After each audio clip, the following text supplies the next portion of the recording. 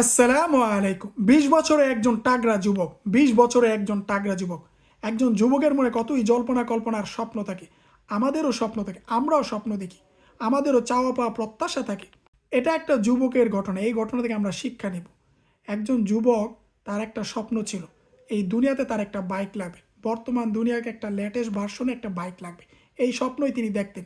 এই স্বপ্ন পূরণের জন্য সে আল্লাহর কাছে দুই হাত তুলে চাইতে থাকলো। হ্যাঁ, আমরাও যদি কোনো চাওয়া পাওয়া থাকে একমাত্র আল্লাহর কাছেই আমরা চাইবো। একমাত্র আল্লাহই দিতে পারে। এছাড়া অন্য কেউ আমাদেরকে কেউ কিছু উপকারও আসবে না, দিতেও পারবে না। যুবক আল্লাহর কাছে প্রবল আবেগ, ভালোবাসা এবং বিশ্বাস নিয়ে সে আল্লাহর কাছে চাইতে থাকলো, আল্লাহ আমাকে একটা বাইক দান করেন। আল্লাহ তার ডাকে, আল্লাহ মহান রব্বুল আলামিন তার ডাকে সাড়া দিলেন। আল্লাহ কাউকে খালি হাতে ফিরায় দেন না।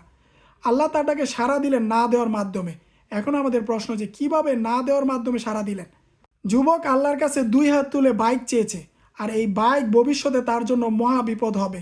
সে রাস্তায় যাবে, একটা বড় ধরনের অ্যাক্সিডেন্ট হবে, যা তার তার জীবনের জন্য, সারা জীবনের জন্য কান্নার কারণ হবে।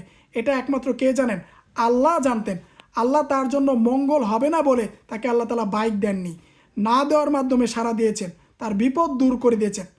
আল্লাহ সব কিছু জানেন, আল্লাহ গায়েব জানেন, আল্লাহ দৃশ্য অদৃশ্য, আল্লাহ ভবিষ্যৎ বর্তমান অতীত সব কিছু কে জানেন? একমাত্র আল্লাহ রব্বুল আলামিনই জানেন। ওয়াইনদাহু মাফাতিহুল গায়বি লা ইয়ালামুহা ইল্লা হু।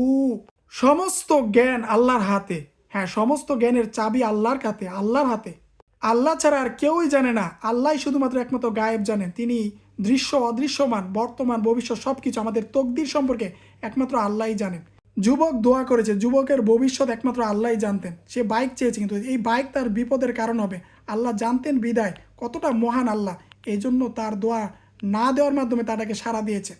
আমাদের সাথেও এমন ঘটে। আমরা অনেক কিছু আল্লাহর কাছে চাই, কখনো পাই কখনো পাই না। এই জন্য আমরা হতাশ হব না। আল্লাহ আমাদেরটাকে সাড়া দেয় এই যুবকের মাধ্যমে। আল্লাহ 3 ভাগে দোয়া কবুল করেন। আল্লাহ কাউকে খালি হাতে ফিরায় দেয় না। হয়তো দুনিয়াতে সরাসরি দিয়ে দেয়, নয়তো পরকালের জন্য সঞ্চিত রাখে, উত্তম যাজা দান করবেন, আর নয়তো আমাদের বালা মুসিবত দূর করে দেয়। এভাবেই আল্লাহ তাআলা দিয়ে দেন। আল্লাহ লজ্জা পান খালি হাতে ফিরাই দিতে। এজন্য আমরা চাইবো, আল্লাহর কাছেই চাইবো। এই গল্প থেকে আমরা শিক্ষা নিব। আল্লাহ আমাদের সবাইকে বোঝার তৌফিক দান করুক। আমিন।